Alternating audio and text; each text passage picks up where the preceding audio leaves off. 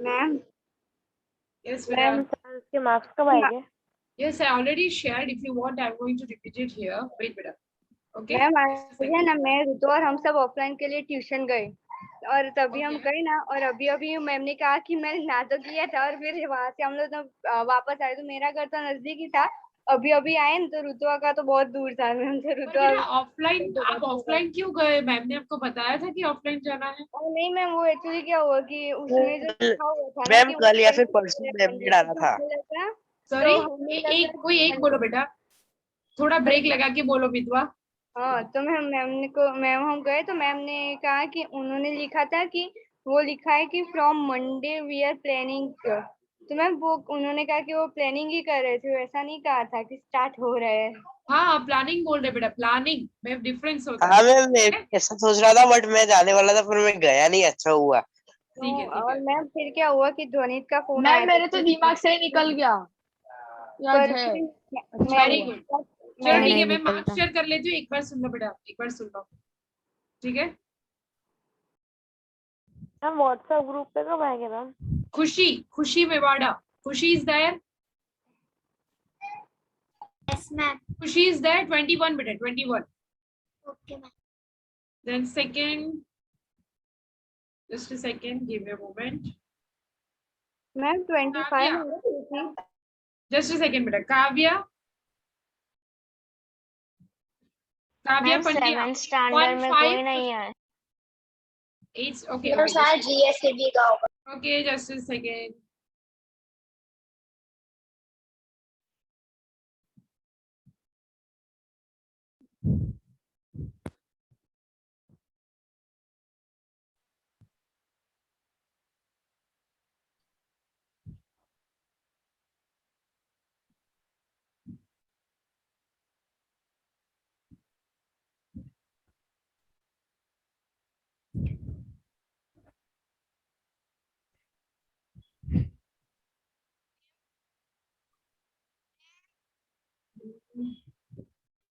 Ma'am Yes बेटा, just give me a moment. Ma'am वो नहीं, वो 30 मार्क्स की थी ना ma'am. See, I got, yes बेटा, it's मैम 25 मार्क्स की थी। हाँ मैम, वरना 25, 25. मार्क्स की थी। हाँ See, I got एक सेकंड बेटा, सुन लो, एक बार सुन लो। 8th standard and 7th standard, it's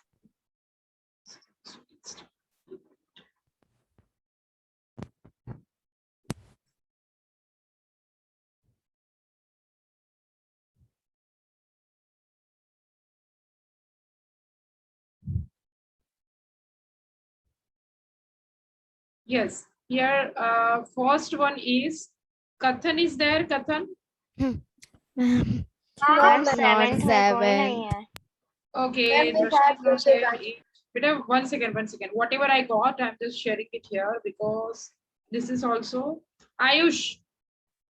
Who is Ayush Ayush? is there. Ma'am वो हमारे में है बट वो आज प्रेजेंट नहीं है। Ayush, yes, Ayush Mishra. Ma'am 20.5. Okay, Ayush Mishra 20.5. Then just a second, who is this?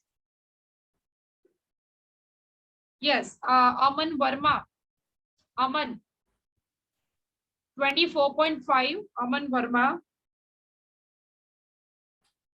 Also not present. I got only this many papers, beta. And one more, I'm checking if it's there. Let me see. And most of them, I already shared that with Sonia ma'am. Okay, so it's there, but for Sonia ma'am also, just it's all about 800. How many of you have given the test? How many of you have given the test? Raise your hand. Digitally raise your hand. Okay, okay. Yes, yes. Mitwa Dia, I know the name. I know. Okay, Daksh, yes. Okay, fine. Just give me some moment, okay? I'll just share it with you.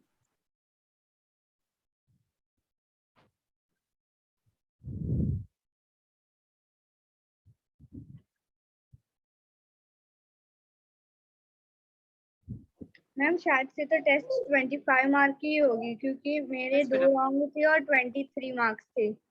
Yes, yes, बेटा, you are right. It's not 4. नहीं ma'am 30 mark की थी।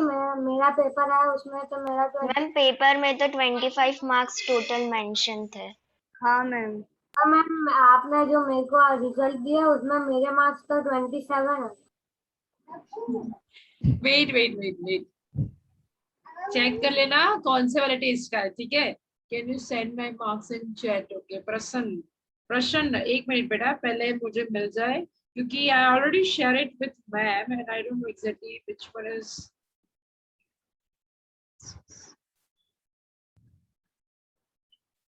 I got only this many of papers. Okay, I got only this many of papers and that I already shared बेटा. बाकी जितने भी papers है वो सारे 8th standard के हैं. So let me just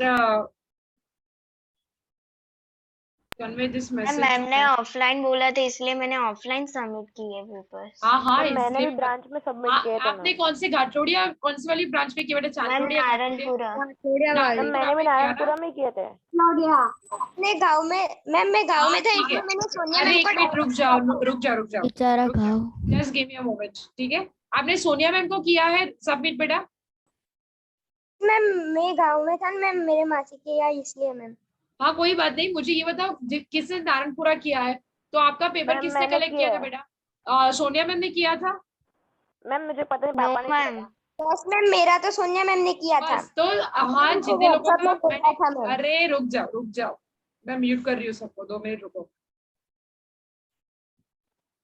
मेरी बात ध्यान से सुन लो बेटा.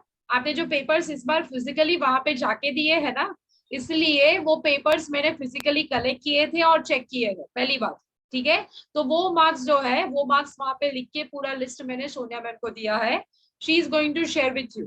फाइन, वो पूरे बंडल्स चेक करके मैम को ही सबमिट किए हुए हैं मैंने. फाइन, अब समझ में आया? वो मैंने मार्क्स तो मेरे दिए पास नहीं। उतने कॉपीज है जिसके मेरे पास पीडीएफ पड़े हैं, ठीक है? पीडीएफ कॉपीज मेरे पास जितनी पड़ी है वहां पर, वो सारे मैंने अभी बताए आपको, ठीक है? बाकी सारे, यस बेटा दक्ष, आपको मिल गया पेपर? दक्ष, ओके फाइन. तो मैंने फिजिकली वो फिर से चेक करके वहां पे सबमिट किया है, ठीक है? क्लियर? मैं अभी सोनिया मैम को याद दिला दूंगी, ठीक है बेटा? वो आपसे शेयर कर लेगी या मैं उनसे मार्क लेती हूँ, ठीक है? अगर मिल जाते हैं तो फिर से शेयर कर लेंगे. ओके, कोई डाउट है? Fine. No ma'am. We will continue with post-fertilization changes, and that is important. Post-fertilization changes, after fertilization, what will happen? Okay, in that reproduction process of plant. That's what we are going to learn.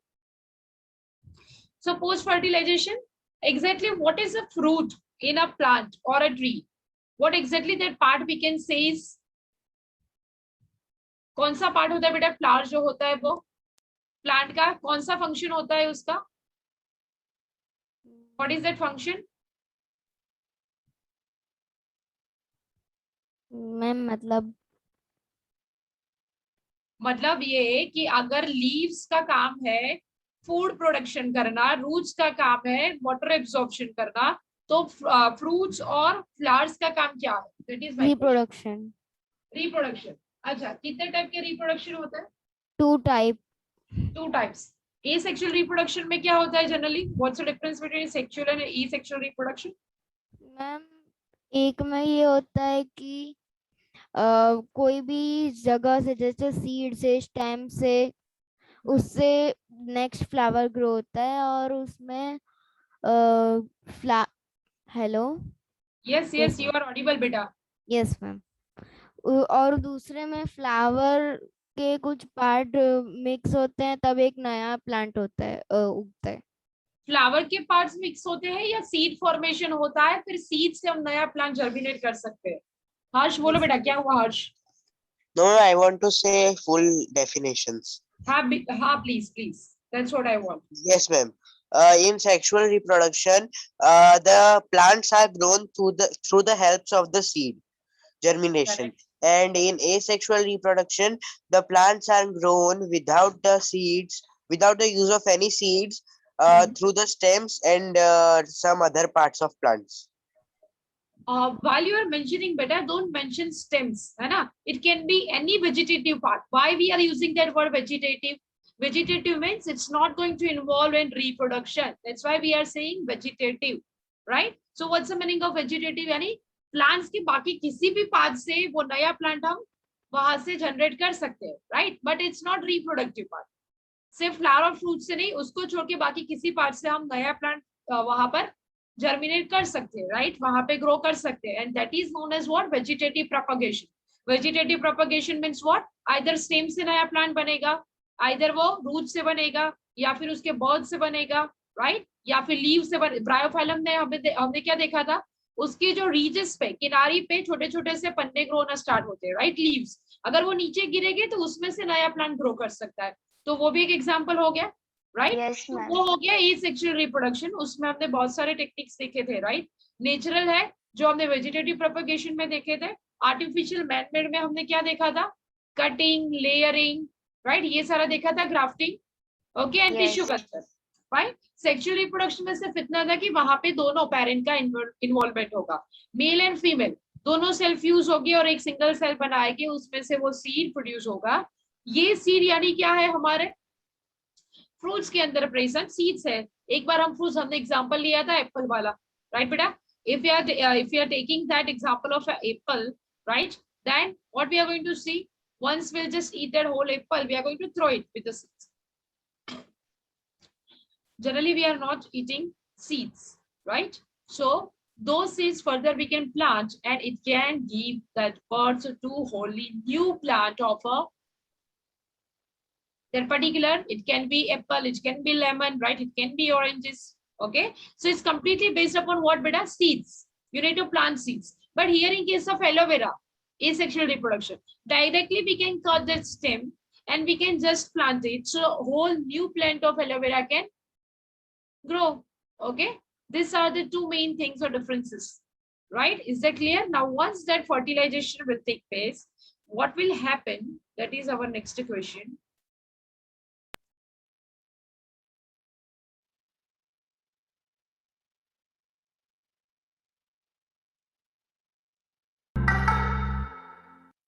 In our previous video, we have taken a look at the process of pollination.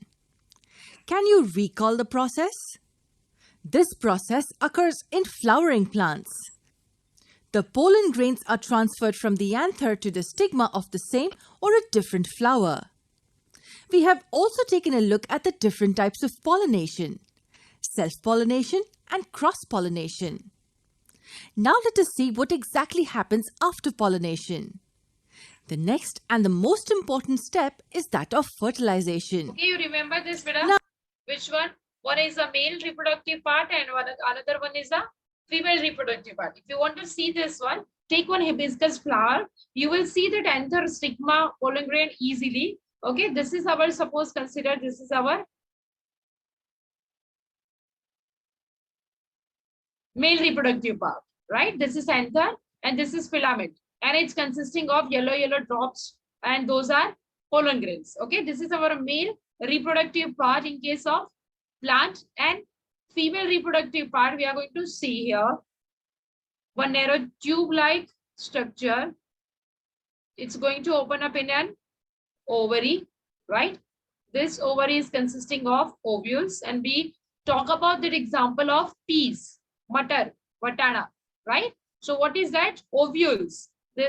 This is the pod of that peas. Inside that you can see they are attached in one line like this. We are going to separate Yes, it ma'am. from that pod, right? तो ये ovules है, ovules यानी ovary के अंदर ovules present है, जिसके साथ ये pollen grain fuse होके और single cell structure बनाएंगे, जिसे बोला जाता है zygote. This is common in both the cases, animals and plants. First जो सेल बनता है दोनों पेरेंट्स के सेल फ्यूज होके, राइट, इसको क्या बोला जाता है? Zygote. This is the first base of any sexual reproduction. फिर वही से क्या होगा? डेवलप होगा. आइदर वो कोई भी एनिमल है या प्लांट है, यहाँ से फर्दर वो डेवलप होगा. उसके अंदर अगर ये सीड या ये जो जाइगोट है वो प्लांट का है तो डेफिनेटली उसी प्लांट का वहां पे ग्रोथ होगा, डेवलपमेंट होगा. अगर वो किसी फ्रॉग का है या फिर अगर हम देखेंगे जहां पर भी सेक्सुअल फर्टिलाइजेशन होता है, राइट, वहां पर हम देखेंगे, अगर ह्यूमन बीइंग में देख ले तो वहां पर भी सेम ही चीज होगी, further it will develop into और grow into that human baby. Okay, it's a long process, but right now we are not discussing that you are going to study in 8th standard, not in detail, but yes, overview. Fine. So this is our stigma, style, and ovary, right? And here we will see it's present with that ovules inside. Ovules are present. So after this fusion of those cells, which cells? Male and female cells. First cell will form. That is our. Now, what's this process exactly? Fertilization is simply the process of fusion of the male and the female gametes to give rise to a new embryo. Before understanding this process, let's understand these terms which are new for us.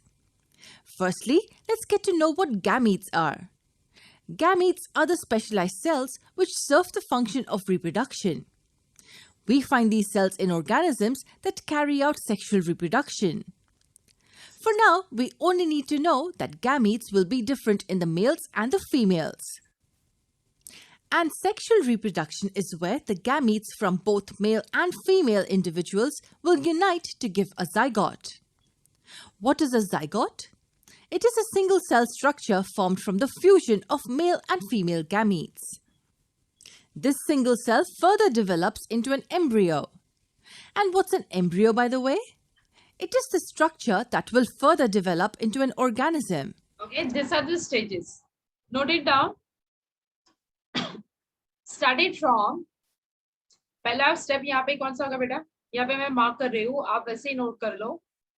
ठीक है, important है. एक होगा हमारे पास mail gametic cell, और gametes यानी क्या?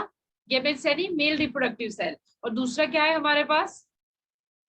Female gamete cell, और उसका नाम क्या है? Pistil. Right, this is our pistil. ये दोनों में से यहाँ पे क्या होगी प्रोसेस? पोलन ग्रेन ट्रांसफर हो गए, वो जाके फ्यूज हो गए यहाँ पे ओवरी में. उसके बाद सबसे पहला स्टेज कौन सा है? This is our first stage, zygote formation. Parental cell के फ्यूजन के बाद फर्स्ट सेल बनता है zygote. Zygote further developed into embryo. Develop यानी क्या? कि पूरा का पूरा प्लांट एक सेल से बना है या ज्यादा सेल से बेटा? ज्यादा सेल से. तो ये एक सेल से तो हमारा कुछ नहीं होगा, आगे फर्दर उसको डेवलप होना पड़ेगा रूट्स में, शूट्स में, या फिर फ्रूट्स में, लीव्स में, स्टेम्स में. राइट, सो ये जो डेवलपमेंट हो रही है उसका ये पहला स्टेज हो गया एम्ब्रियो. यहाँ पे ये जो ग्रीन आपको दिख रहा है, what is that green structure? वहां से सबसे पहले छोटे से लीव्स निकलने स्टार्ट हो गए जब आप उसको ग्रो करोगे. राइट, या फिर छोटे से रूट्स. दिस इज स्प्राउट्स, बहुत ही अच्छी एग्जांपल है ना. छोटे से आप रूट्स देखोगे और फिर वो जब डेवलप हो जाए और अगर आप उसको ग्रो करोगे किसी पॉट में तो छोटे छोटे से लीव्स भी बाहर आएंगे. राइट, सो जो छोटे लीव्स होती है उसको शूट बोला जाता है. Right, further this, if you are going to plant it, then it's going to develop into small plant and then the larger or the biggest plant or trees, whatever it is. Right, these are the steps of what? Post fertilization. यानी एक बार fertilization का मतलब क्या है? If parental gametic cells or male and female gamete cells are going to fuse and will form a zygote, it's a single cell structure that is known as fertilization. तो ये होने के बाद क्या होता है? पोस्ट फर्टिलाइजेशन प्रोसेस क्या है? So this are the post fertilisation process. Ma'am मतलब ये डायग्राम, मैम स्क्रीनशॉट ले लिया और ये डायग्राम ड्रॉ कर दे फिर. हाँ बेटा, हाँ बिल्कुल कर सकती है, बहुत ही इजी है, उसमें कुछ ज्यादा नहीं करना है. सेल यानी नॉर्मल सेल एक ऐसा होता है जिसमें एक न्यूक्लियस होता है, इसकी cell wall and cell membrane होती है और साइटोप्लाज्म होता है. ठीक है, अभी तो वो करने की जरूरत है, वहां पे सिर्फ लिख लो जाइगोट. आप चाहो तो सीधा वर्ड्स भी लिख सकते हो.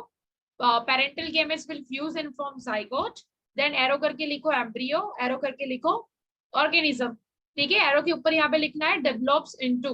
राइट, ये एम्ब्रियो है. एम्ब्रियो का स्ट्रक्चर कुछ आते देखा है बेटा, वो जैसे हमारे बीन्स होते हैं, किडनी बीन्स, या फिर आपने देखा होगा कि वो व्हाइट कलर के बीन्स होते हैं जिसको हम बोलते हैं वाल.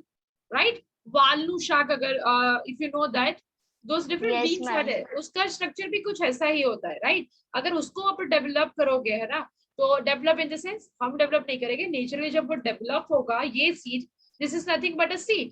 राइट, अगर आप उसको सही तरीके से सारे एनवायरमेंटल फैक्टर्स प्रोवाइड करोगे so it's going to develop into whole plant, है ना. ये उसकी कैपेसिटी है. तो ये हो गया सेक्सुअल रिप्रोडक्शन, यानी कि सीड में से एक नया प्लांट जनरेट हो रहा है. राइट और क्योंकि यहाँ पे दोनों पेरेंट्स का इन्वॉल्वमेंट है इसलिए ये सेक्सुअल रिप्रोडक्शन है and this is your fertilisation.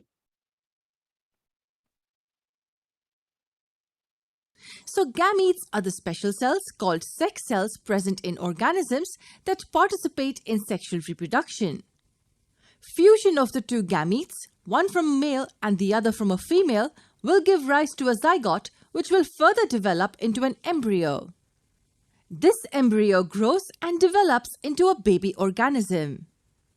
These were a few terms that we had to know. Okay. ये पूरा फिर से पूरा Now let's get back to the fertilization process in plants.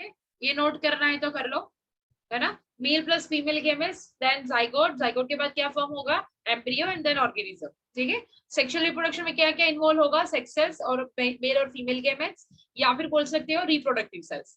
उसका फ्यूजन होगा उसमें से जाइगोट फॉर्मेशन होगा, zygote to embryo and embryo to organism. ये डायग्राम के साथ है, ये सिर्फ थियोरेटिकल रिप्रेजेंटेशन है. Now let's get back to the fertilization process in plants. Let's define it again. It is the process of fusion of male and female gametes to give rise to a new embryo. Embryo is like something you might have seen in so many of those advertises and movies and all. They generally one woman, one mother, when she is pregnant, then we are checking that under that womb of that mother, that child is developing. Okay, we are having some of the instruments available. Same thing, the child is developing. Same here, who is developing? A plant is developing. So the developing plant, which is not still, we cannot say it's clearly it's a human being, but this is a developing plant. It's we can say an embryo. Okay. After pollination is successfully accomplished, ma'am इस तरह से करना था. बेटा वो मैं बाद में देख लूँ, एक मिनट रुक जाओ है ना. सबका देख लेते एक बार में जो भी आपने ड्रॉ किया है. फाइन. मैं मतलब ड्रॉ नहीं किया, आपने कहा कि डायरेक्ट आप लिख दो तो मैंने उस तरह से ही लिख दिया अभी के लिए, बाद में ड्रॉ करती एक मिनट में देख लेती हूँ. how does मैम इसमें दिख ही नहीं रहा. मैम पहले जाइगोट लिख. हाँ दिखाओ. मैम इसमें मिरर इमेज आ रहा है. हाँ वो मुझे मिरर आपको ऐसा लगेगा बट मेरे लिए वो सही है. हाँ ये फॉर्म में सही है, एरो के फॉर्म में भी चलेगा बेटा. ठीक है. Okay ma'am. fertilization occur in plants? Let us zoom into the structure of a typical pistil, the female reproductive part of the flower. The pollination process has caused the pollen grains to safely land on the stigma, which is seen here. For fertilization to occur, the male gametes need to reach this lower part of the pistil called the ovary, where the female gamete awaits it. The female gamete or the egg cell is present inside the ovary. To form a zygote, the female gamete has to fuse with the male gamete. Now, how will this happen? It is made possible by a structure called the pollen tube. This tube is formed from the pollen grain itself. The tube travels down the complete style and ultimately reaches the ovary. The tube carries along the male gamete that is safely taken to the ovary. Now, once the gamete reaches the ovary, the two fuse, giving rise to the formation of a single cell. This is the zygote, and the zygote will further develop into an embryo. Zygote formation in plants marks the completion of fertilization. Okay, now this is important. When we can see the fertilization is over, one zygote will form. वहां से हम बोल सकते हैं कि fertilization complete हो गया, right? उसके बाद क्या start होगा? Post fertilization changes. What happens next? What will happen once fertilization is successfully accomplished? After fertilization, the ovary develops into a fruit and ovules develop into seed. ये बहुत ही जरूरी है. आपके टेक्स्ट बुक में ये लिख लो, ओवरी एरो करके लिखो और साइड पे फ्रूट. यानी जो ओवरी थी, ओवरी क्या है? That's a female reproductive part. वो किस में डेवलप होगी? फ्रूट में. एग्जांपल ले लो, अभी ग्रीन कलर के जो पियर्स मिलते हैं, राइट? या फिर पियर्स, या फिर आप ले सकते हो एग्जांपल एप्पल के, राइट? जितने भी सीड्स वाले फ्रूट्स है, तो फ्रूट क्या है? ओवरी है. और उसके अंदर जो सीड्स है वो क्या है? ओव्यूल्स है, जो ओवरी के अंदर प्रेजेंट होते हैं. मैम नोटबुक में लिखे तो चलेगा? हाँ बेटे, टेक्स्ट बुक इसलिए बोल रही हूँ क्योंकि टेक्स्ट बुक में आप जब भी पढ़ोगे ना तो वो वहीं पर रह जाएगा, तो आप देख पाओगे. ठीक है. आपको जहाँ पे कन्वीनियंट है आप लिखो, but text book is the best place I think. Ma'am yes बेटा। मैम ये जो प्रोसेस है वो कोई भी प्लांट में कैसे होगी, मतलब वो कैसे कर सकते हैं? हम नहीं कर सकते ना, वो नेचुरली होती है। हमने क्या देखा, पोलन ग्रेन्स जो होते हैं वो किससे वो नेक्स्ट टॉपिक हमारा वही है बेटा, कि जो पोलन ग्रेन्स थे वो ट्रांसफर हुए, कहाँ से कहाँ ट्रांसफर हुए, हिबिस्कस प्लांट वाला हिबिस्कस प्लांट वाला हमने एग्जांपल देखा। Yes Yes, ma'am. ma'am.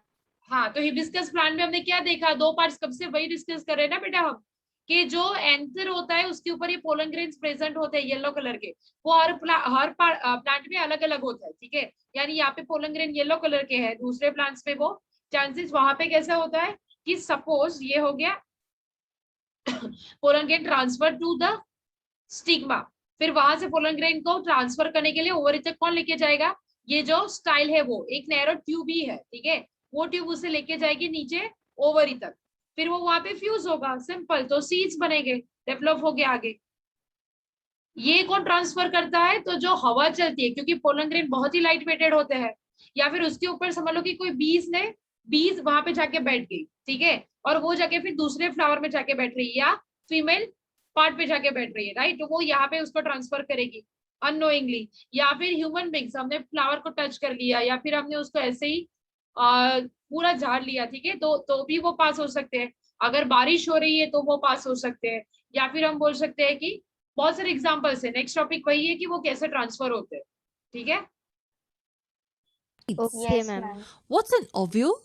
An ovule is a part of the female reproductive system that will develop into seeds after fertilization. This is all we need to know for now. We will get into the structure and functions of ovule in higher grades. So getting back, the ovule forms the seeds, which is nothing but a structure containing the embryo inside it. इसलिए seeds क्यों germinate हो सकते हैं, और seeds को जब भी हम प्लांट करेंगे तो उसमें से नया प्लांट क्यों बनता है, क्योंकि उसके अंदर अभी भी क्या प्रोटेक्ट करके रखा है हमने, एम्ब्रियो, यहाँ तक बन के वो छूट जाता है, यानी वो सीड्स बन के फिर छूट जाता है। अब ये सीड को अगर हम प्लांट करेंगे जमीन के अंदर, और बाकी सारे एनवायरमेंटल फैक्टर्स हम वहां पे प्रोवाइड करेंगे, sunlight, carbon dioxide, nutrients, water, तो ये सीड्स वहां पर डेवलप हो सकता है, ठीक है, अंदर एम्ब्रियो, यानी इसलिए स्प्राउट्स को सबसे ज्यादा एनर्जी रिच फूड क्यों बोला जाता है, क्योंकि उसके अंदर सबसे ज्यादा एनर्जी। अगर वो पूरा का पूरा प्लांट डेवलप कर सकता है तो क्या वो हमें एनर्जी प्रोवाइड नहीं कर सकता, डेफिनेटली कर सकता है, right. Baby plant. A baby plant that is yet to develop means it needs utmost protection. That is why we have the seed. A seed remains safe and guarded by a seed coat which protects the inner delicate parts and the embryo during. Seeds के अंदर क्या होता है, embryo, but उसको क्यों cover करके रखा है सीड कोट से, ताकि वो प्रोटेक्टेड रहे। अगर बाहर कुछ ज्यादा हवा चल रही है, या ड्राई कंडीशन है, या फिर बहुत ज्यादा बारिश हो रही है, या ठंड है, या फिर बहुत ज्यादा गर्मी है, तो अंदर का जो एम्ब्रियो है वो वहां पे प्रोटेक्टेड रहेगा। पर अगर कुछ ज्यादा ही सूखा हो गया तो ये पूरा सीड हो सकता है कि सूख जाए, ठीक है। Unfavorable conditions. So, how does a plant grow from this single seed? When seeds are sown in the soil and when they achieve favorable conditions, they germinate to give us a new plantlet. Now, the next question is, how do seeds get rooted every time in the soil? Let us get to know the concept of seed dispersal and a few more. Okay, post fertilization is clear, beta. Yes, ma'am. Okay, pollination हमने already देखा था, but if you want we can just once again seed dispersal, we can see that once again. Seed dispersal means what? disperse यानी हर जगह पे बिखर जाना, ठीक है। So we are going to see that what we are going to discuss. In our previous video, we learned the fertilization process and what it leads to. The process helps in the. But now the question arises, how are these seeds fixed in the soil? Do they always get rooted near the parent plant? करने नहीं जाते, right. Mostly आप देखोगे monsoon season का example हमने discuss किया था कि पूरा रोड जो होता है वो ग्रीनरी से कवर हो जाता है। इवन इफ वहां पे हम लोग ये प्लांट करने नहीं गए थे, राइट, फिर भी वो कहाँ से आए, वो नेचुरली ग्रो कर रहे हैं, कैसे कर रहे हैं, बट है ना, तो उसी का आंसर है। From where they arise? or sometimes at distances as well? Seeds can be dispersed to nearby or distant places as well, all thanks to the process of seed dispersal. The process by which seeds are dispersed to distant places by various agents is known as dispersal. Okay dispersal यानी क्या, उसको spread करना, बहुत सारी जगह पे उसको spread करना, राइट। डिस्पर्स यानी उसको बिखेर देना हर एक जगह पे। सो ये कौन करता है, बट एजेंट्स, अलग अलग एजेंट्स। एजेंट्स यानी क्या, पानी, बीज, ये सारे, right. So you will see कि ऐसा नहीं होता है कि एक जगह पे अगर मैंगो ट्री है तो हर जगह पे उसी पूरे एरिया में पूरे मैंगो ट्रीज ही होंगे और कुछ नहीं होगा, ऐसा कभी नहीं होता, राइट। आप देखोगे फॉरेस्ट में जाके तो कितने वेराइटीज टाइप ऑफ वेजिटेशन वहां पे होता है, राइट। हर एक टाइप की वैरायटी पे मिलेगी। ऐसा नहीं कि अगर वहां पे कोई टिम्बर है तो टिम्बर ही मिलेंगे, ठीक है। हाँ, ज्यादा टिम्बर मिल सकते हैं, बट वहां पे चांसेस है कि बहुत सारे टाइप्स के वैरायटीज के होते हैं। यानी बर्ड्स जो होते हैं वो कहीं से सीड्स लेके आ जाते हैं। जनरली जो बर्ड्स पूरे सीड्स खा जाते हैं, right, means sometimes it may be possible कि एनिमल्स और बर्ड्स के जो प्रॉपर डाइजेशन के बाद, ठीक है, जो वेस्ट मटेरियल होता है उसके अंदर ये सीड्स पूरे के पूरे रह जाते हैं। अगर ये वेस्ट मटेरियल सॉइल पे अगर वहां पे गिरेगा, राइट, सो ये सीड डेवलप हो सकता है किसमें, प्लांट में। Dispersal of seeds. Who are these agents? Seeds are transferred to various places by factors such as the wind, water, explosion, and animals. These agents make the process of dispersal. 4 agents are there. First is wind, हवा से बह के वो चले जाएगी क्योंकि वो light weighted होते हैं। पानी से, एक्सप्लोजन से और एनिमल से। एक्सप्लोजन यानी क्या, कुछ स्पीसीज या जीनस ऐसे होते हैं प्लांट्स के, वो खुद ही जब ड्राई हो जाएंगे ना तो वो पूरा बर्स्ट करेंगे यानी बर्स्ट ओपन हो जाएंगे, पूरा एक्सप्लोड करेंगे, जैसे फायर क्रेकर्स एक्सप्लोड करते हैं, राइट। तो उसके अंदर के जो सीड्स होते हैं वो खुद से वहीं पे स्प्रेड हो जाते हैं नजदीक में कहीं, राइट। वो एक्सप्लोजन वाला मेथड है। Dispersal of seeds easier. Let's now discuss about this process in detail. Our first agent of dispersal is the wind. Seeds of plants like dandelions have parachute-like or hair-like structures attached. ये डैंडेलायन जो है, ये अपने Samsung के कई बार वो opening जो home screen होता है ना, इसमें देखा होगा मोबाइल के। ये जो डैंडेलायन है वो सिर्फ ऐसे ही आप एयर ब्लो करोगे ना तभी उसके ये सीड्स है ना वो इतने लाइट वेटेड है। देखो उसके सीड्स कहाँ पे होते हैं, मैं दिखाती हूँ आपको। ये जो व्हाइट पोर्शन है ना, ये व्हाइट पोर्शन सिर्फ उसको जो पैराशूट या हेयर लाइक जैसे स्ट्रक्चर, आप उसको छुओगे तो बहुत ही स्मूथ और लाइट वेटेड है, बट उसके नीचे ये सीड होता है ब्राउन कलर का, ठीक है। तो ये हवा से ही ऐसे ही कहीं पे जाके बिखर जाएंगे, ठीक है, क्योंकि हवा से बिखर रहे और लाइट वेटेड है तो बहुत दूर तक जा सकते हैं, हवा से दूर तक जा सकते हैं, ठीक है। उसके साथ ये सीड ऑलरेडी अटैच है। अब जहां पर वो सीड फिक्स हो गया वहीं पर वो ग्रो करना स्टार्ट करेगा। फिर अगर उसको सारे फेवरेबल कंडीशंस मिल गए, लाइट, पानी, न्यूट्रिएंट्स, एवरीथिंग, है ना, तो वो वहीं पे ग्रो करेगा। तो ये हो गया कि सीड्स उसके कैसे डिस्पर्स होते हैं, आगे कैसे स्प्रेड होते हैं। So with the help of air, dandelion, एक एग्जांपल इसका हो गया। Yes, ma'am. Attached that are so light in weight that they easily get carried away by the wind. Thus, even the seeds get carried to distant places. What is the next agent we have in our list? It's water. Fruits which float, such as those of the lotus and coconut palm, are carried by water. Okay? अब कौन से वाले seeds पानी से spread होते हैं? तो वैसे जो पानी के नजदीक में होते हैं ऐसे वेजिटेशन, तो सबसे पहले हमारे माइंड में आएगा कोकोनट, राइट। दूसरा है लोटस, लिलीज, ये सारे एग्जांपल्स है जो होते हैं लेक के अंदर या फिर पानी वाटर बॉडीज के अंदर। तो वो क्या हो गए, वही के वही, अगर कोई हमने वहां से फ्लावर नहीं निकाला लोटस का तो वो वहीं पे पूरे फिर से उसके सीड्स पानी के अंदर फ्लोट करेंगे और वहीं से फिर से वो ग्रो करेंगे, राइट। वैसे ही कोकोनट आप देखोगे कि अगर वो पानी में गिरेगा तो वो वहां पर ही ये वाला जो है ये ट्रांसफर होगा, ठीक है, ट्रांसफर होगा और फिर डेवलप करेगा। So dispersal of You seeds won't by believe water. that coconuts can travel for thousands of kilometers across seas and oceans. Hard to believe, but they do. What is the next type of dispersal? Let me name it for you. It's called the dispersal by explosion. Did I just say explosion? You heard me right. Then what exactly explodes in a plant? In some cases, fruits or pods containing seeds burst on their own. The pods dry and split open suddenly with considerable force, which throws the seed at a distance. What are the examples of such type? We have plants like broom and peas which belong to this broom and pea यानी मटर और broom, ठीक है, ये एक variety है broom की। Broom और पीस ये दोनों एग्जांपल है। पीस में क्या होता है, अगर उसका पोर ड्राई हो जाएगा, पोर यानी जो उसका ऊपर का छिलका है जो हम निकाल देते हैं, राइट, मटर को निकाल के, वो अगर ड्राई हो जाएगा, बहुत ज्यादा ड्राई, तो क्या होगा, वो पूरा एक्सप्लोड करेगा, इसलिए उसके अंदर जितने पीस होंगे मटर वो बाहर गिर जाएंगे और फिर वहां से नया plant category. Now these were all the abiotic agents. Abiotic Last in यहाँ पे कोई लिविंग ऑर्गेनिज्म नहीं है। बायोटिक का मतलब है लिविंग ऑर्गेनिज्म इन्वॉल्व हो रही है, राइट, पर यहाँ पे कौन इन्वॉल्व हो रहा है, विंड, वो लिविंग ऑर्गेनिज्म नहीं है, वाटर वो भी नहीं है, एक्सप्लोजन, यहाँ पे ये ड्राइड फॉर्म है, राइट। एबायोटिक यानी एब्सेंस ऑफ बायोटिक फैक्टर, कोई लिविंग ऑर्गेनिज्म यहाँ पे या कोई ऑर्गेनिज्म पार्टिसिपेट नहीं कर रही है। बायोटिक का मतलब होता है कि वहां पे कोई लिविंग ऑर्गेनिज्म पार्टिसिपेट कर रही है, किसमें, डिस्पर्जन और स्प्रेडिंग ऑफ द सीड्स में, फाइन, वो बायोटिक है। ए का मतलब एब्सेंस ऑफ, बायोटिक में मतलब organisms. in the list are the biotic agents which we need to have a look at. Biotic means living organisms. So are animals also responsible for dispersal of seeds? Yes, they are. Tell me one thing. What do we do with the seeds after eating juicy fruits? We generally throw away the seeds, right? Yes, that is how seeds from a plant growing in one area reach a completely different area.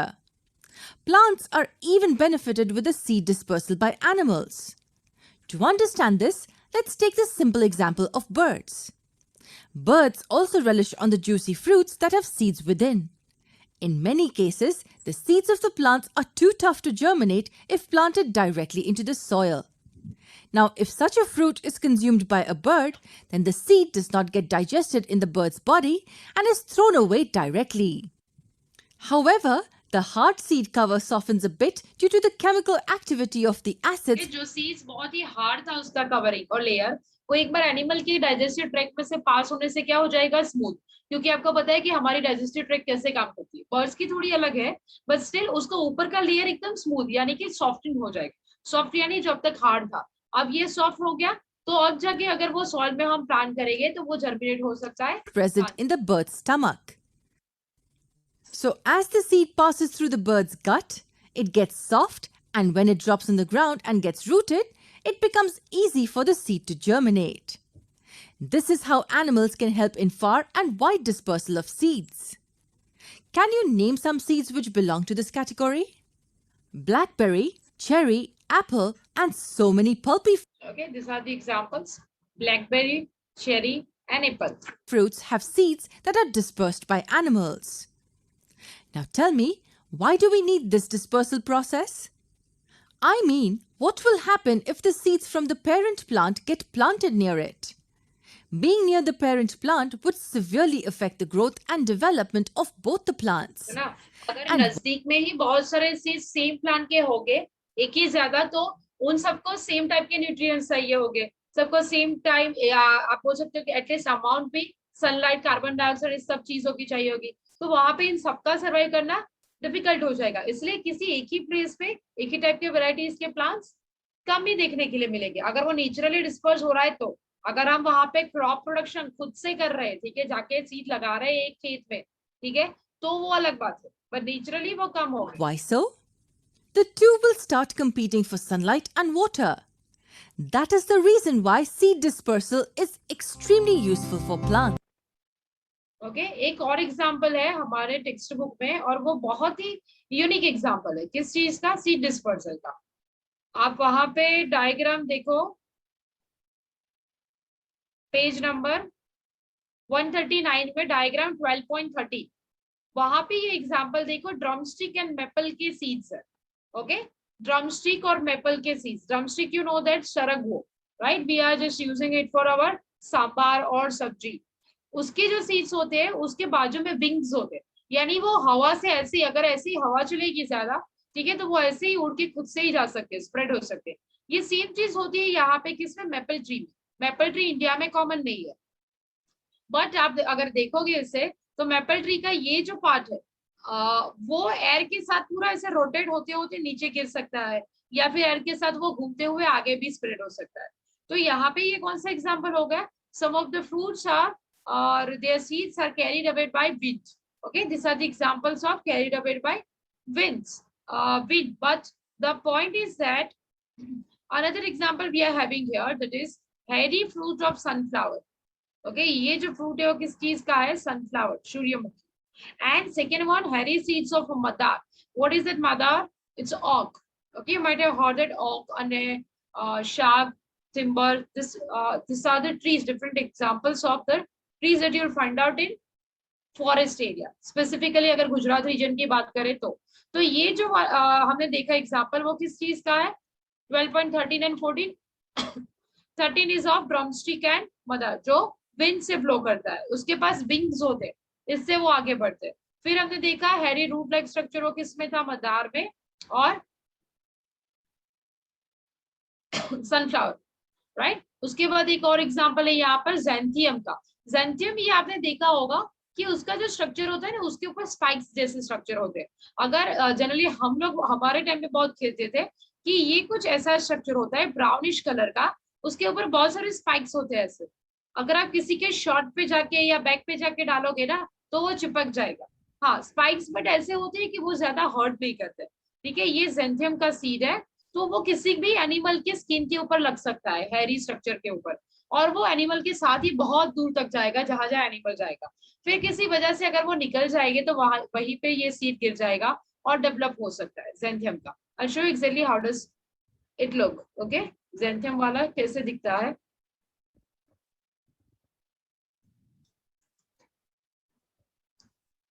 Seeds of Xanthium.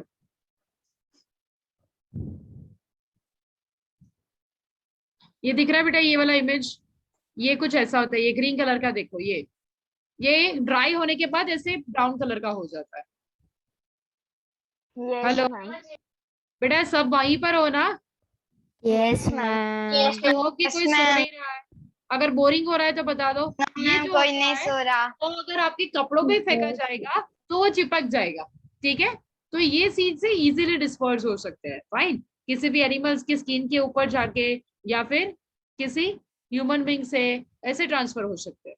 Fine, ये एक example हो गया ज़ैंथियम का. कैसे ज़ैंथियम वाला कैसे transfer होते हैं उसके सीड्स? एनिमल्स से या ह्यूमन बीइंग्स, एनिमल बॉडी से या कैरीज होते हैं. करेक्ट. फाइन, स्पेशली क्योंकि वो स्पाइन वाले स्ट्रक्चर है. फाइन, फिर और एक यूरेना का एग्जांपल है.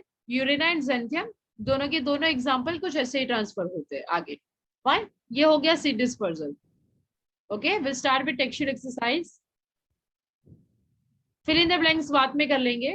Will start with subjective questions first. Okay, describe the different methods of asexual reproduction and give examples. अगर ये क्वेश्चन पूछा जाए तो एक बात ध्यान में रखना, मार्क्स वेटेड देखे बिना कुछ मत लिखना. मार्क्स वेटेड में यहाँ पे मेंशन किया है कि डिस्क्राइब, यानी पहले तो सारे एग्जांपल्स आपको डिस्क्राइब करने हैं, पहले बता देने कि कितने एग्जांपल्स है. ठीक है, फिर वहां पे गिव एग्जांपल्स, यानी आपको बोला जाएगा कि आइदर कोई एक एक्सप्लेन करो.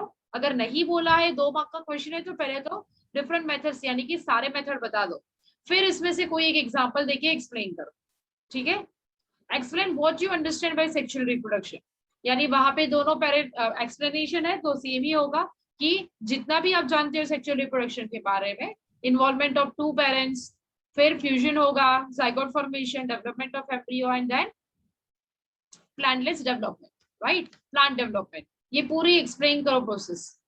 State the main difference between asexual, यहाँ पे 2 आप पार्ट बना दो, जितने भी मार्क्स है उसी के हिसाब से 1 पॉइंट यानी हाफ मार्क.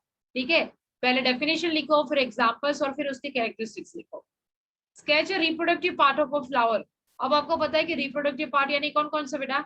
एंथर और उसका फिलामेंट, एंड इस साइड पे फीमेल रिप्रोडक्टिव पार्ट होगा पिस्टिल, उसकी नैरो ट्यूब लाइक चैनल और ओवरी, राइट.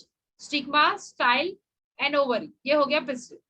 फाइन, अगर फ्लावर में बोला है तो फ्लावर के पेटल लगा दो, सेपल लगा दो, और हिबिस्कस फ्लावर वाला एग्जांपल आप उसी के अंदर ये ड्रॉ कर सकते हो. यहाँ पे ये हो गए आपके सेपल्स, ये हो गए पेटल्स, और यहीं पे एंथर और पोलन ग्रेन जो भी हमारे दोनों फीमेल मेल रिप्रोडक्टिव पार्ट है वो दिखा दो. ठीक है, लेबल डायग्राम है. Label it's important. Then next is describe various ways by which seeds are dispersed. यहाँ पे सारे एग्जांपल्स लिखो, अगर 3 मार्क का है तो एटलीस्ट 3 प्रोसीजर एक्सप्लेन करो कि कौन से 3 वेज है, ठीक है. Then we are having match the following columns. Bird. Ma'am 6 और 7 नंबर रह गया. कौन सा बेटा?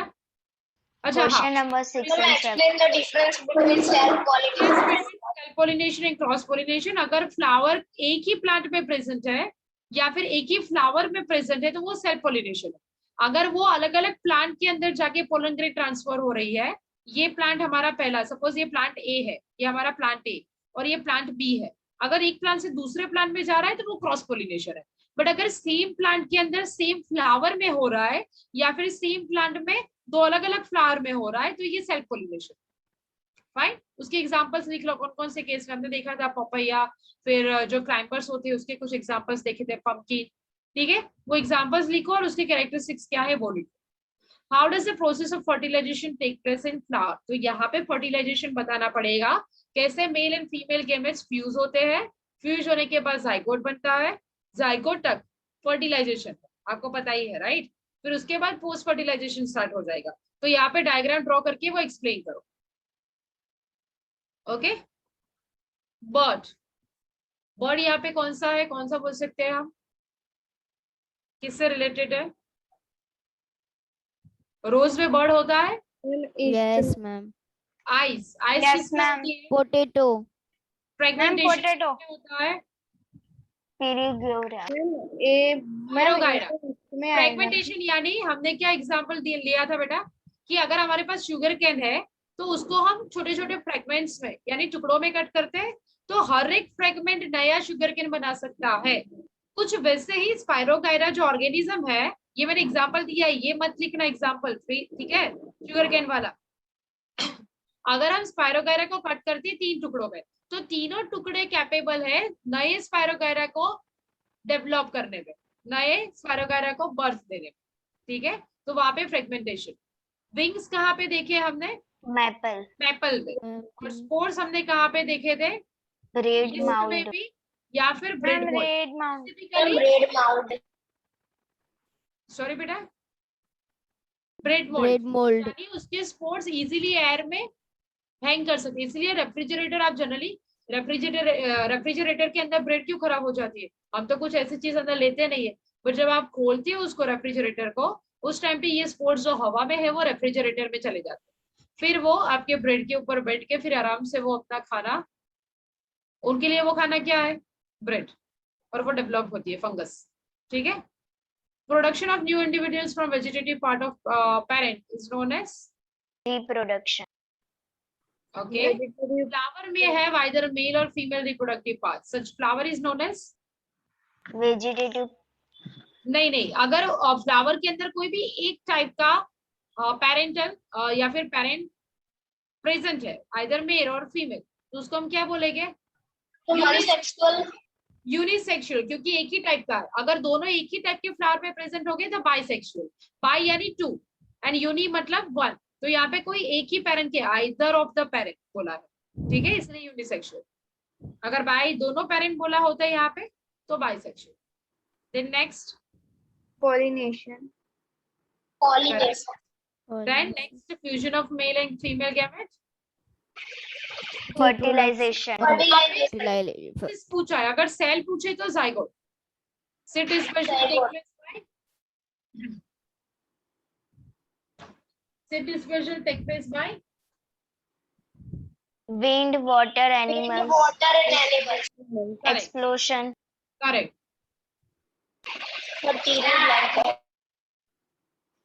इवन विंग्स से भी होता है, तो विंग्स भी हम एयर वाले में ही काउंट करेंगे, बट विंग्स स्पेसिफिकली जरूरी है कि वो उस प्लांट के पास हो, ठीक है. फिर मल्टीपल चॉइस क्वेश्चन.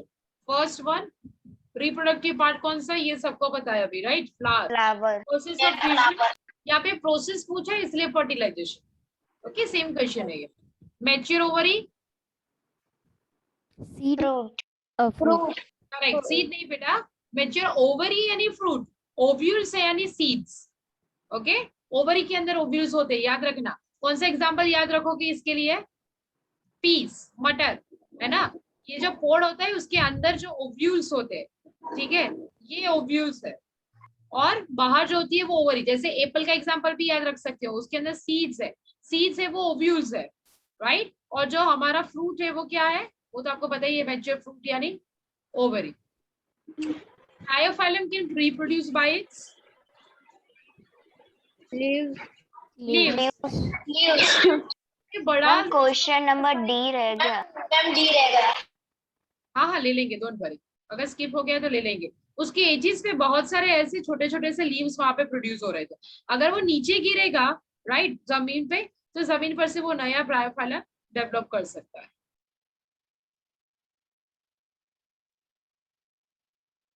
ओके, कौन सा रह गया? Spores producing organism. Bread mould. Bread mouth. Is it clear बेटा? Yes yes ma'am. Yes ma'am. अभी के लिए एक काम करो, okay, we are having only 6 4 minutes left। Minute. एक काम करो, आराम से चैप्टर देख लो। minutes। हाँ, चैप्टर देख लो पूरा एक बार, और मार्क कर दो जो कोई भी क्वेश्चंस हो, वो क्वेश्चंस हम लेंगे। हाँ मित्रों बोलो। मैम आप सोनिया मैम को रिमाइंड कर देना। हाँ मैम, ठीक है। मैम पेपर मतलब 25 मैम marks मुझे तो मार्क्स आ गए थे। आगे थे बेटा। ध्यान, आपने पीडीएफ कॉपी दी थी आप फिजिकल? देखो, जितने भी लोगों ने पीडीएफ वहां पे जाके दिया था वो मैंने कलेक्ट किया था और चेक किया था, सो डोंट वरी, मैम के पास ही पेपर है, आपको मिल जाएंगे, ठीक है।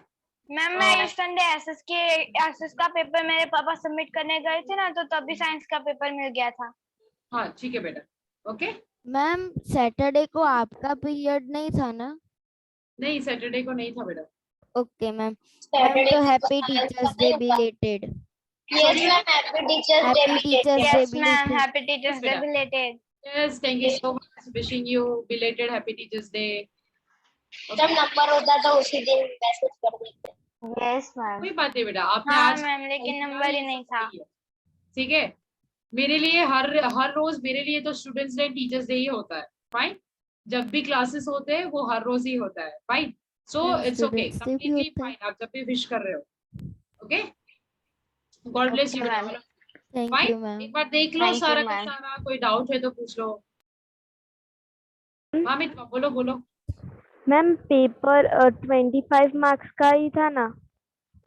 बेटा ये आपको कंफ्यूजन क्यों है? रुको मैं आपको बता देती हूँ। आप मुझे कंफ्यूज कर रहे हो कि मैंने कितने मार्क्स का पेपर निकाला। मैम मैंने तो वो तो एग्जाम पेपर दिखेगा तब पता है। हाँ मैम, मैंने एक मिनट रुक जाओ बेटा। शायद से, क्योंकि मेरे 2 रॉन्ग थे और मुझे 23 आए थे और मैम ने 2 रॉन्ग किए थे।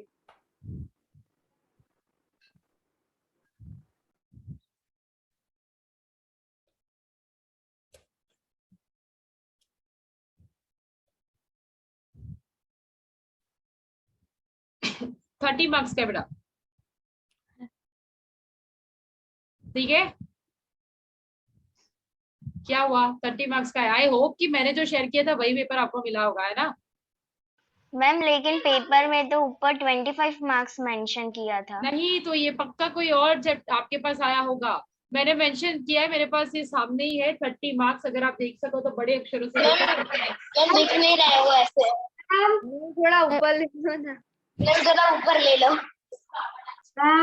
थोड़ा पीछे लो ना, कुछ दिख ही नहीं रहा। अरे वही मैम कह रहे तो भी इतना चेक मैम कर रहे 30 हो। मार्क्स का है। मैम स्क्रीन पर ब्लर आ रही है, हमें कुछ अरे एमसीक्यू मैम दिख थोड़ी नहीं कभी रहा। झूठ बोलेंगे।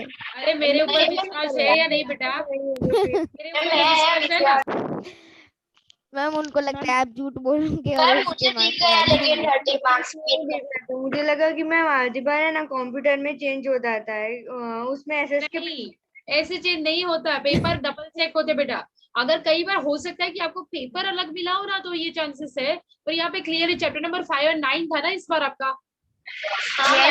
बराबर दिख रहा है मैम, क्वेश्चन तो बराबर है। क्या हुआ था, दोनों क्वेश्चन भी सही है। प्रोडक्ट्स न्यूट्रिशन जो पहले एमसीक्यू थे, ठीक है, समझ लो। पहला एमसीक्यू था, second one was fill in the blanks, third one was what, true false, then match the following columns. फिर 10 मार्क्स के पूरे क्वेश्चंस थे वो सब्जेक्टिव थे, जहाँ पे आपको आंसर्स करने थे। वहां पे 1 मार्क के भी कुछ थे, 2 मार्क्स, सबसे ज्यादा 2 मार्क के ही थे, ठीक है, 1 मार्क वाला लास्ट क्वेश्चन था, सो टोटल वो भी 2 ही था, राइट? फाइन, आपको कोई डाउट है? वो क्वेश्चन शेयर करने की जरूरत है बेटा, क्वेश्चन बताओ। आई होप कि वही पेपर आपने अटेंड किया बेटा, है ना? ठीक है, सॉरी मैम, मुझे आप पे ट्रस्ट था मैम, इसलिए मैंने कुछ बोला ही नहीं। थैंक यू सो मच बनी, थैंक यू बेटा। सर मैंने तो दी नहीं तो पता ही नहीं। ओके ओके, नो इशू बेटा, will see you in next session, fine. जो भी कोई क्वेश्चन हो बता देना, टेक्सचुअल एक्सरसाइज लिखो, फिर नेक्स्ट चैप्टर हम डिसाइड कर लेंगे कि कौन सा लेना है, fine. Okay ma'am, bye ma'am, thank you ma'am, take care, bye ma'am.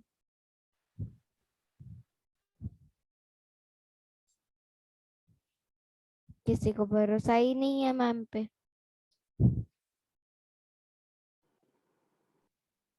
तो फिर उसको भरोसा ही नहीं। मेरे को है भाई, मेरे को भरोसा है।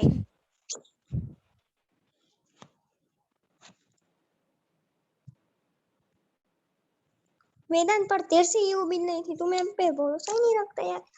है उसने एग्जाम दी ही नहीं है। छी वेदांत, छी वेदांत, तू तो टट्टी है। ऐसा करते हैं कभी? वेदांत ऐसा नहीं करते यार। भाई मैंने एग्जाम दी नहीं है, और सुनो, तू ये उधर चापलास पट्टी ना कर, तो आलू होती है। अरे वेदांत की गल कर दिता तुझसे। ओ मैंने एग्जाम ही नहीं दिए, पर पंजाबी वाले को निकालो, निकालो। हेलो, अरे धोनीस ने वो देवान। अच्छा तो मत निकालो भाई, मत निकालो, उसको प्यार से रखो, ननासा मुन्नासा मत करके। अरे मैम ने कोई होमवर्क दिया था अगले लेक्चर में? हाँ, क्या? कि तू कभी मत आना। तू अभी ऑफिस में होता, मैं तेरी खोपड़ी फोड़ता। को ओपीडी खोपड़ी क्या होता है? खोपड़ी होता है वो, खोपड़ी। What is that? Patient department. यूं नालायक। ओ, रिकॉर्डिंग, अरे वाह। रिकॉर्डिंग चेक कर ले। अरे मैं वेदांत कुछ बोल रहा था। रिकॉर्ड हो गया भाई। भाई होली तो गया, नहीं छोड़ने वाले। हाँ, चुप। भाई सच बोल रहा हूँ, मजाक नहीं कर रहा, देख ले रिकॉर्डिंग वाले। अरे हर्ष, तेरा अभी बाकी था। और उनके पास एक एक रिकॉर्डिंग चेक करने का टाइम होता है, बहुत फ्री होते हैं वो। मैम देखो, आपको फ्री कह रहा है वेदांत, मैंने इतनी वाह, वेदांत कह रहा होगा मेरी कोई गलती नहीं है, तो भी मेरा ही नाम आया जा रहा है। तेरे जैसे हो तो ऐसा ही होता है ना। ध्वनि जहाज तूने किया ना भाई, बहुत बुरा हुआ है तेरे साथ। चुप।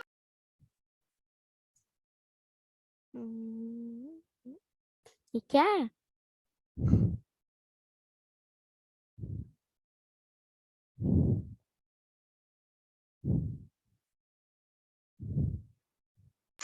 मैम देवांश को ज्वाइन कर लो।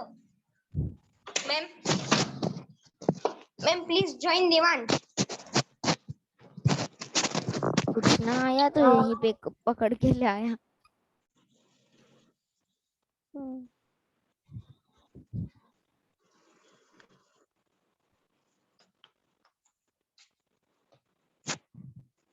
अरे मैम ज्वाइन कर लो ना।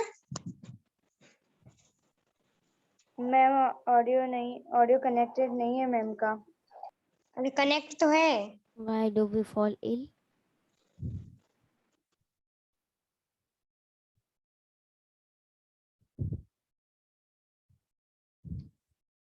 कनेक्टेड तो है मैम का ऑडियो। उसमें यार नेटवर्क में उसका नेटवर्क इश्यू होगा इसलिए। अरे बोलो ना यार, मैंने कोई होमवर्क दिया था? हाँ, रिकॉर्डिंग ऑन है भाई। अब क्या कभी मत आना। ऐसा बोला था ध्वनि, तू आज के बाद मीटिंग ज्वाइन करेगा तो मैम तेरे को रिमूव कर देंगे। वही तो, इतना नहीं पता तुझे? देख भाई, मजाक से हटके सच पूछ रहा हूँ, हाँ बता। तेरी यही बोल रहे हैं, तेरे को यही बोला है मैम ने कि ध्वनि तू कभी ज्वाइन मत करना।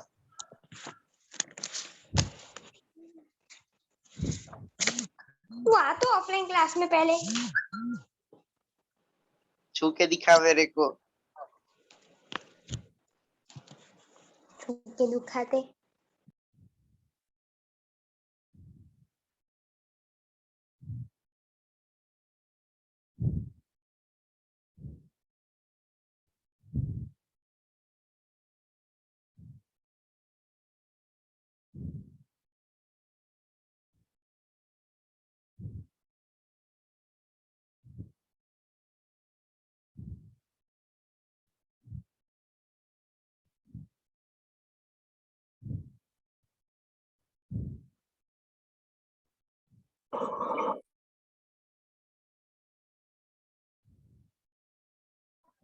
Girl.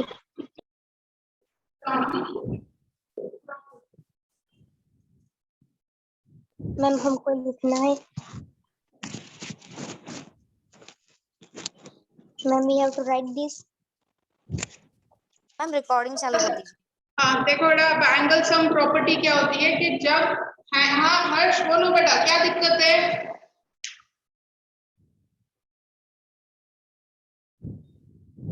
वो मैम ये तो बाय मिस्टेक हो गया था मैम।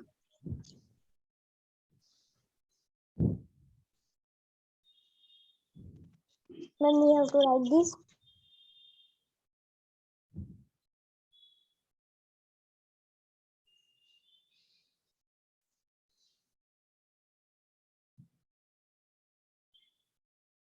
ओके, ट्रायंगल एबीसी,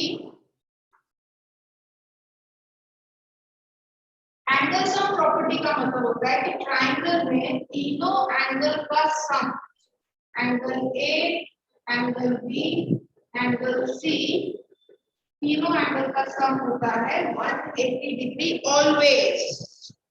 ना 180 से कम ना 180 से ज्यादा, 180 ही होना चाहिए, नहीं तो ट्रायंगल नहीं बन सकता। कभी 200 कभी 250 ऐसा नहीं होगा। इसीलिए ट्रायंगल में तुम कोई भी ऐसा एंगल नहीं देखोगे जिसमें दो ऑब्ट्यूज एंगल हो। ऑब्ट्यूज मतलब मोर देन 90 डिग्री।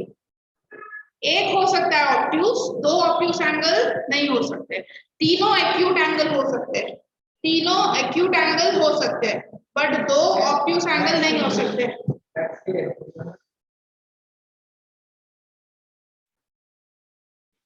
ओके तो ये होता है एंगल सम प्रॉपर्टी। एक ट्रायंगल में maximum two obtuse, maximum one obtuse angle is there always. एक से ज्यादा ऑब्ट्यूज एंगल कभी नहीं हो सकता। Okay okay ma'am. चलो 6.3 का फर्स्ट क्वेश्चन देखो। पहला दिया है x 50 60, तो तीनों एंगल का सम हम देखेंगे x 50 60 इक्वल्स टू 180 डिग्री होगा। Yes ma'am. यस अब मैम। करो x 50 plus 50 100, 110, 108, so x equals to 180 minus 110, x is equal to 70 degree. Ma'am ऐसा सम एग्जाम में आया था ना, तो जैसे ये 50 और 60 है ना, मैंने 80 की तरफ ले लिया था, उसको माइनस में लिया चलेगा, था। हाँ चलेगा। चलो कर दो बेटा क्वेश्चन नंबर 1। क्वेश्चन नंबर 1 पूरा करो सब लोग ऐसे ही। वो 90 का सेकंड में वो जो सिंबल है वो 90 डिग्री का है। 60 degree. Yes ma'am. 60 degree.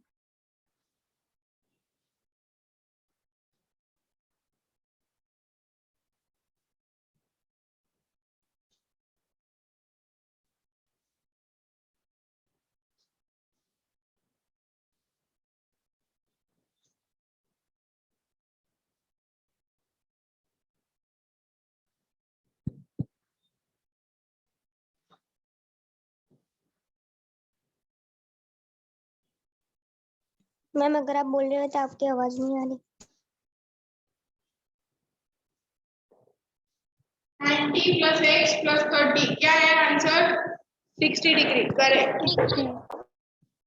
Third x plus 110 plus 3 कितना है x की value? 40 degree 40 degree correct. 4 x 50 65 degree 65 degree में x plus x दो एक्शन तो 2x हो जाएगा ma'am. 1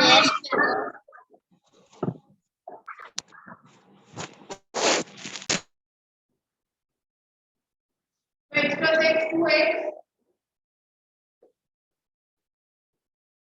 so 2x equals to 180 minus 50 so 2x equals to 130 x equals to 130 upon 2 is equal to 65 degree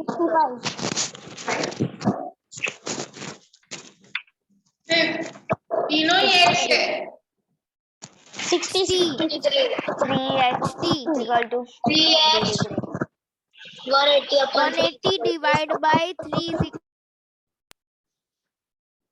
x plus x equals to 180 so 3x equals to 180 x equals to 180 divided by 3 x equals to 60. Next is x plus 90 plus 2x. X plus 90 plus 2x. 180 हाँ. तो 3x plus 90. x की value 30 आएगी. करो तीनों को add. yes ma'am 30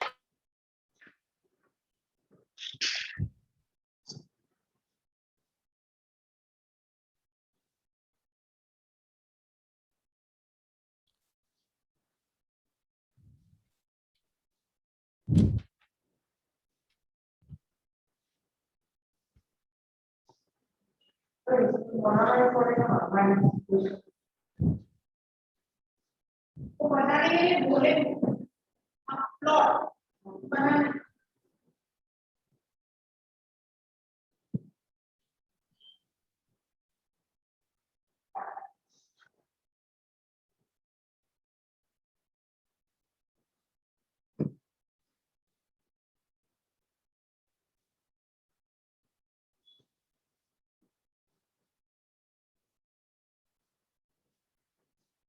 ma'am completed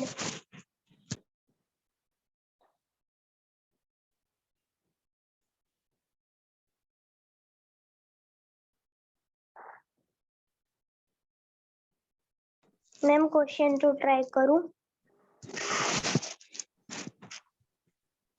Now question 2 start करते हैं. Find the values of the unknowns x and y in the following diagram. okay ma'am.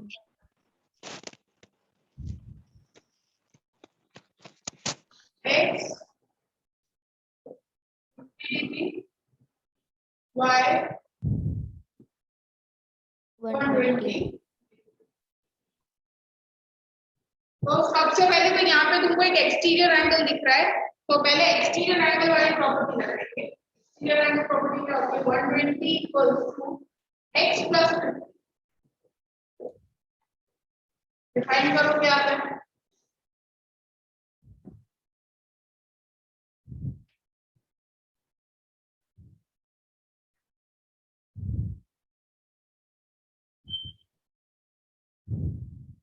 Ma'am 70 degree x की वैल्यू मैम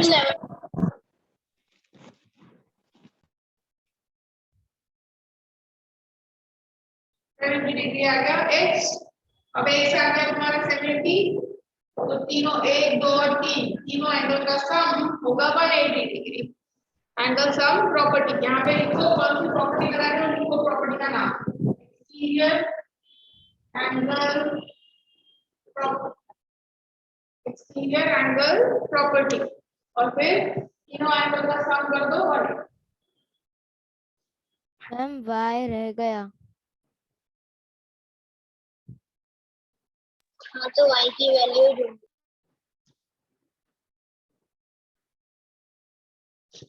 मैम मैंने y find करके वो 70 लिया तो चलेगा? Ma'am ऐसे हमको ये प्रॉपर्टी लिखना कंपलसरी और प्रॉपर्टी लिखने के बाद मैम और वो मैम नहीं मैंने इसको 120 से पहले y को फाइंड किया और उससे 70 निकाला तो चलेगा? चलो कर दो ऐसे ही सारे। पहले क्वेश्चन नंबर 2 और 3 करो। वर्टिकली अपोजिट एंगल पता है क्या होता है? Yes ma'am. सेकंड में y की वैल्यू क्या होगी? बनाता है मैम, जो x बनाता है 80 डिग्री। 80 डिग्री। सेकंड में y की वैल्यू होगी 80 डिग्री। मैम चैप्टर 5 में आ गया है सब।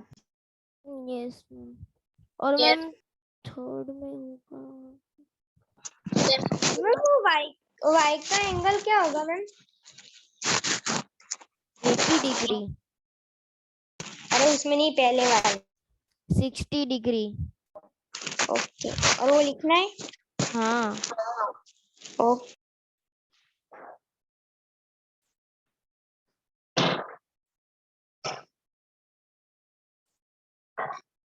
हाँ बोलो। हाँ y की वैल्यू 80 डिग्री होगी। तो 80 डिग्री वर्टिकली अपोजिट एंगल से, वर्टिकली अपोजिट आमने सामने ना, तो दोनों सेम ही होते हैं एंगल्स। तो y की वैल्यू 80 है। अब फाइंड कर लो, तीनों एंगल का सम 180 डिग्री होगा। करो।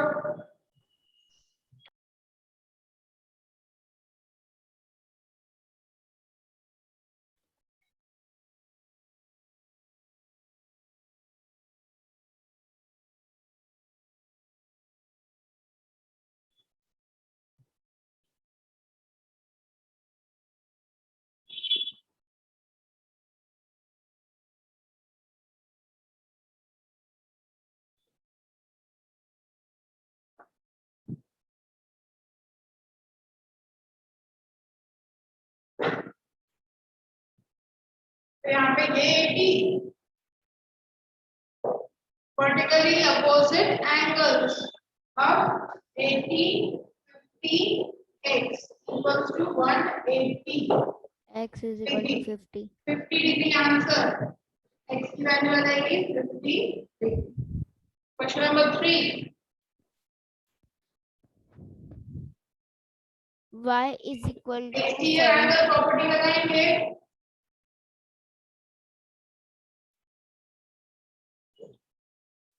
इसके बहुत सारे वे हैं, मैं जो भी करता हूँ। तो पहले x फाइंड कर, y फाइंड कर सकते हो, y plus this plus this, तीनों एंगल्स ट्रायंगल के अंदर, तीन एंगल्स y 50 60, तीनों का एडिशन 180 हो जाएगा, तो y की वैल्यू आ जाएगी। y की वैल्यू आ गई तो x की भी आ जाएगी। x तुम एक्सटीरियर एंगल प्रॉपर्टी से भी लगा सकते हो, जो 6.2 में किया था। बाहर जो एंगल होता है एक्सटीरियर, वो अंदर के दोनों एंगल का सम होता है। तो there are many ways you can find, कोई भी वे से फाइंड कर सकते हो। अगर एक्सटीरियर किया तो 50 प्लस 60 110, ये अच्छा। सबको लीनियर पेयर पता है क्या होती है? Linear pair Yes, ma'am. Degree. ये 110 आया बाहर वाला। एक्सटीरियर एंगल 6.2 में किया था। Exterior angle is always equal to sum of interior opposite angles. Okay? अब ये 110 आया तो लीनियर पेयर से ये y आ जाएगा, क्योंकि ये स्ट्रेट लाइन है। तो दोनों एंगल का सम 180।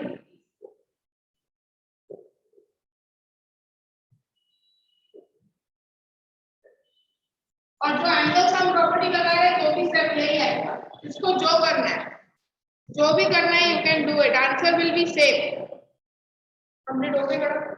Okay, ma'am. बस खाली कोऑर्डिनेट ही समझना है, इसका कंस्ट्रक्शन भी है।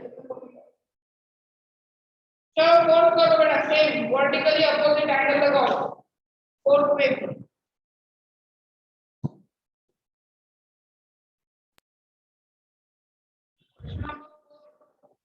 पहले फोर्थ का आंसर डिस्कस करेंगे।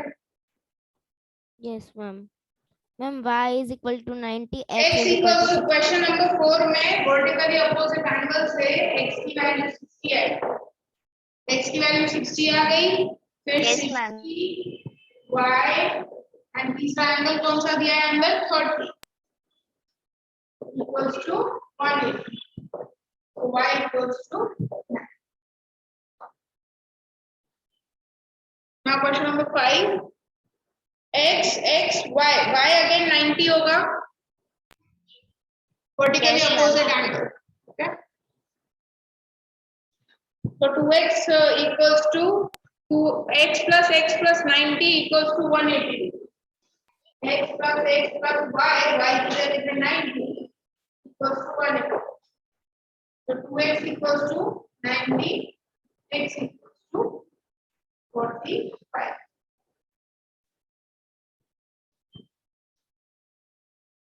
नेक्स्ट 6th वाला कैसे करेंगे बताओ, वर्टिकली अपोजिट एंगल है तो अंदर भी एक ही हो जाएगा। Ma'am, can I say? Question number 6 जाओ बेटा। मैम कैन आई से मैम मैंने नहीं किया, मुझे नहीं आ रहा था।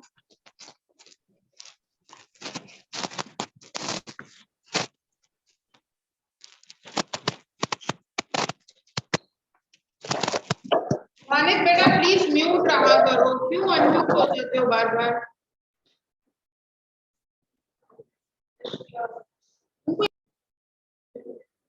नाउ x इधर, तो यहाँ पे भी x होगा, ये वर्टिकली अपोजिट है, x इधर तो इधर भी x होगा, और x इधर, ये दोनों भी सेम ही होंगे, ये भी y को हटा के तुम x लिख दो, ये दोनों एंगल सेम।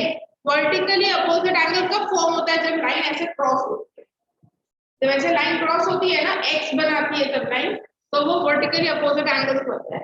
ये दोनों एंगल इक्वल, ये दोनों भी इक्वल, ये दोनों भी इक्वल, तो अंदर ट्रायंगल के अंदर सब तीनों x ही आ गए। Yes, ma'am.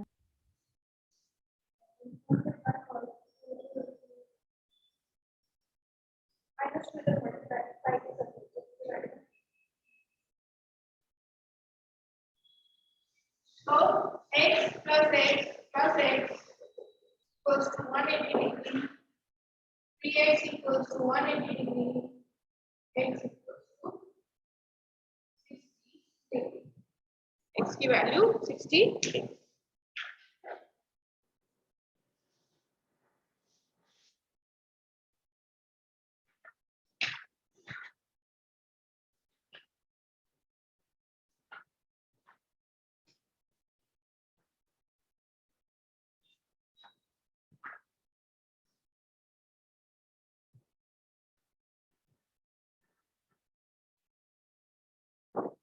मैम तो y की भी 60 आएगी ना हाँ मैम, और उसके बाजू में लिखना है वर्टिकली ऑपोजिट। हाँ ना वर्टिकली अपोजिट।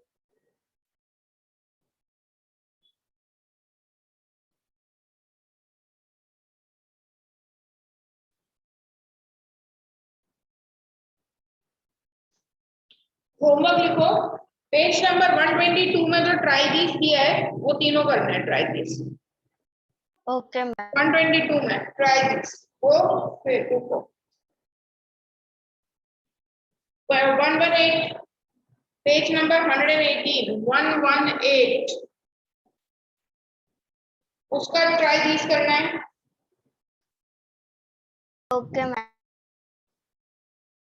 मैम पर पेज नंबर 122 में तो सिर्फ 2 ही ट्राई दी है ना। मैम ने तो 121 तीन है। मेरे को 122 सुनाई। नहीं 122 पेज नंबर 113 मतलब चैप्टर का फर्स्ट पेज, चैप्टर का फर्स्ट पेज उसका ट्राई दीज करना है।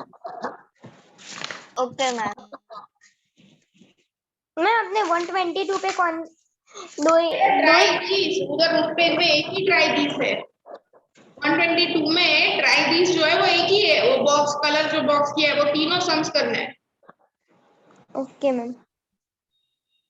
ये होमवर्क करके रखना है। नेक्स्ट टाइम हो सकता है कि हम पहले 6.5 करें, पाइथागोरस वो हम पहले करेंगे, फिर 6.4 बाद में करेंगे। Okay ma'am. तो देख Okay, लेते हैं क्या करना है। Yes ma'am. ठीक है, तो ये वीक में हमारा ये चैप्टर खत्म हो जाएगा। Okay, Asia students, Asia school students जिनकी एग्जाम है परसों, यस मैम। बोलो बेटा कोई डाउट हो तो मेरे को पूछ लो अभी फटाफट। No ma'am, no doubt. तुम्हारा सिर्फ विजुअलाइजिंग सॉलिड शेप ही बाकी है, बाकी सब कुछ कवर ना बेटा? हाँ मैम। कोई भी डाउट नहीं है किसी को भी? Asia school students? हाँ मैम मैम हमारे स्कूल में है ना मैम, चैप्टर नंबर 9 और 14 चल गया है मैम, जो हमारे ट्यूशन में नहीं चला। कोई बात नहीं, बट मोबाइल ऐप में है, अगर तुमको देखना हो तो तुम उससे देख सकते हो। जब तक यहाँ नहीं चलता तब तक। और मैम हमारे स्कूल में ऐसा कहा है कि सितंबर के एंड में या फिर अक्टूबर के स्टार्टिंग में एग्जाम लेंगे मैम टर्म 1। ठीक 80 मार्क्स की तो होगी अभी शायद। अपना 1 से 6 हो गया है, 1 2 3 4 5 6, और नीचे हमारा 12 हो गया है, नहीं 13 हो गया है। यस सिमेट्री भी हो गया है। यस सिमेट्री करवा तो दिया है, सिमेट्री नहीं करवाया? नो मैम, नहीं करवाया। एक्सपोनेंशियल पावर करवाया। एक्सपोनेंशियल पावर में। एक्सपोनेंशियल पावर है। मैम इस संडे कौन से चैप्टर की टेस्ट है? क्यों मैथ्स है क्या इस Sunday? Yes ma'am. Ma'am offline होगी। क्या ऑफलाइन बोल रहा है? अरे एग्जाम ऑफलाइन होगी ऐसा। हाँ ऑफलाइन होगी। Yes ma'am. कौन से हम तो ऑनलाइन है ना। Yes ma'am. Ma'am exam online है पर सबमिशन ऑफलाइन है ना। अच्छा अच्छा। चैप्टर 4 और 5 हो गए, simple equation, lines and angles. Okay ma'am. Ma'am lines and angle वो तेजल मैम ने करवाया है। हाँ तो क्या हुआ? मैम ने भी फिर से करवाया था। हाँ करवाया था, मेरे को पता है।